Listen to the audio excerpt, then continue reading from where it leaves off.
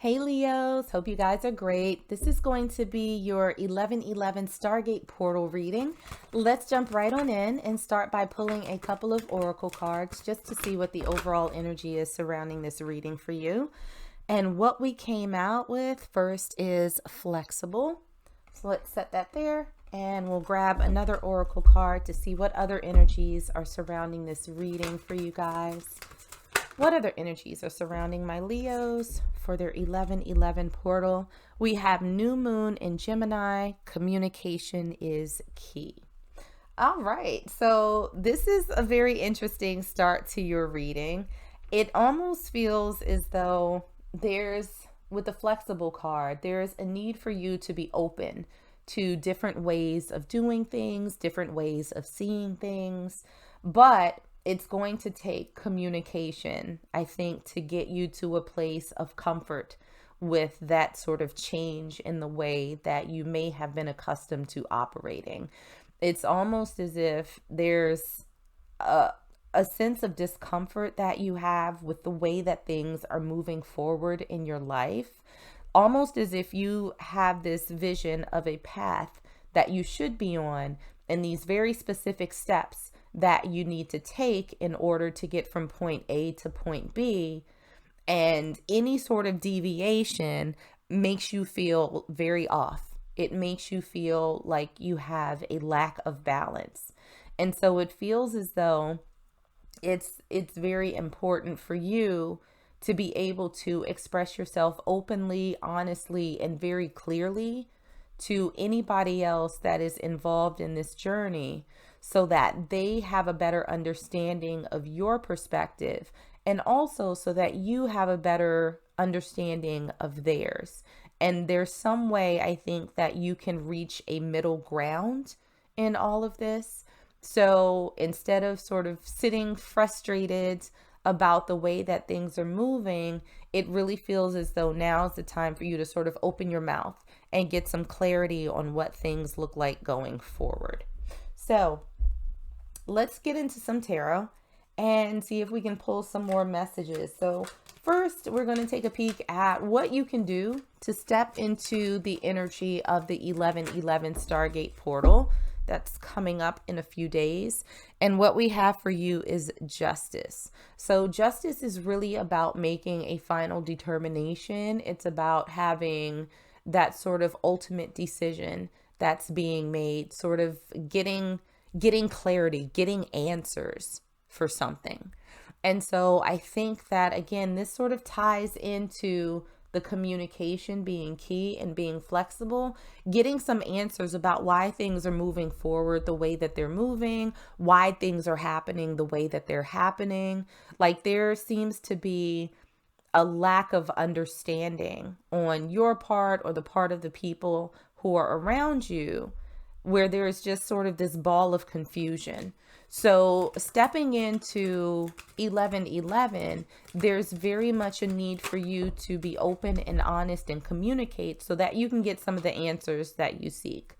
And we also have that clarified by the High Priestess. And this is the card of knowing. This is a card of sort of following your intuition. And I think that once you are clear, once you get some sort of answer for why things are moving the way that they move, then that's going to allow you to tap into your higher self and let you know whether or not this is the right path for you. Even if it's a little bit off the track that I think you may have had set for yourself, your intuition, this high priestess inside of you, is not going to steer you wrong. The gut feeling that you have will tell you whether or not this is something that you should pursue in the way that you're being suggested to pursue it. So this is really about collecting information, getting all of the facts that you can, and then relying on your best judgment on whether or not this is something that you need to do to move forward.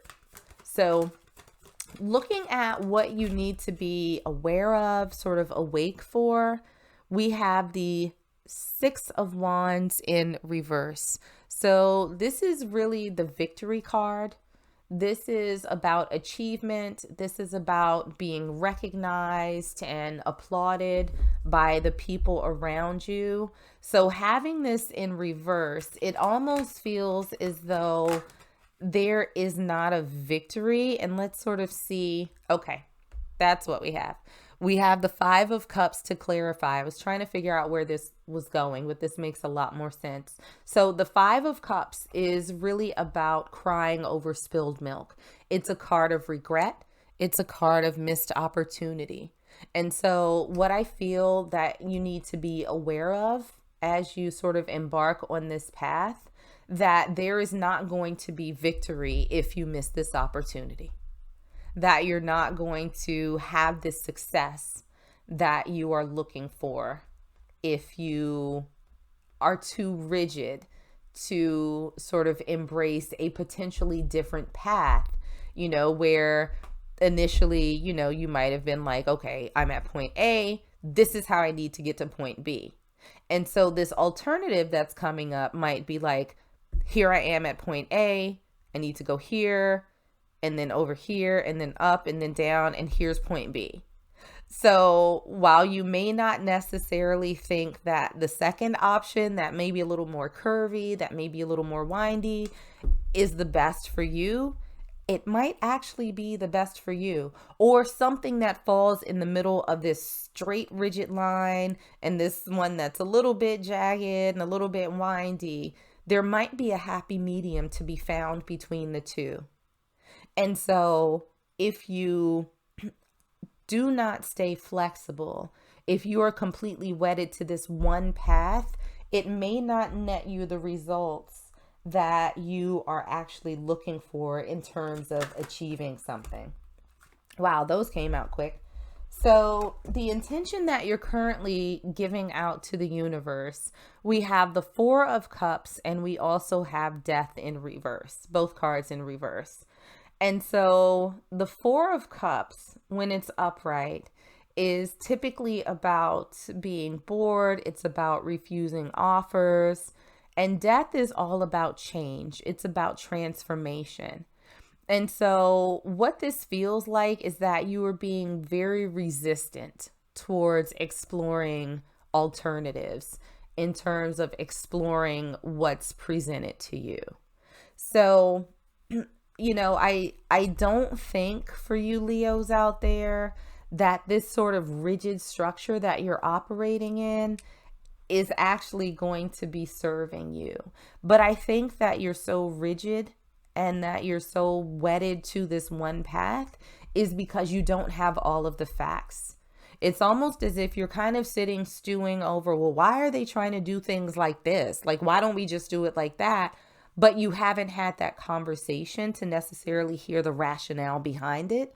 Like, why do you want to do it this way as opposed to that way? And maybe, these other people, this other person has an answer for you. Well, if we do it like this, we're going to ultimately save time. We're going to save money. This is an easier course because we have this in place already. It feels as though there's some critical information that you were missing. But what you were giving out to the world is like, no, this is what I'm going to do. This is how I'm going to do it. I'm not going to change it. Even if there might be a better path forward for you, or there might be a better outcome if you try things a little bit differently. So I don't necessarily think that that's what you want. I think that your focus is getting to point B. So how can we align you with that goal, with that intention? And we have the Two of Wands. This is my crossroads card. This is making a decision, right? This is, sort of looking at two options, taking the blindfold off, making sure that you have all of the facts so that you can make a more informed decision. And we also have the Nine of Wands in reverse. So it's interesting because the Nine of Wands is really the sort of last stand card. It's someone who has been through some things, but they are holding fast, right? When you think about the original Rider-Waite deck, it's represented by a person who is holding on for dear life to their last wand. The other ones are kind of scattered around them, but they are holding fast. They are not letting go. They are not giving up. And so it feels like with this Nine of Wands in reverse, Spirit is saying, Leo, it's time for you to let go of that little stick, okay? There's other sticks laying around. You don't really need that stick anymore. So I feel like it's reiterating this flexible card. It's saying let go a little bit. Have a little flexibility, at least be open to the possibility of having a different path forward.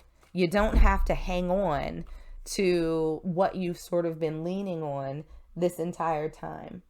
Now, as far as downloads and getting the information that you need to sort of, that'll come through over the next few days around, 11/11, we have the Ace of Cups.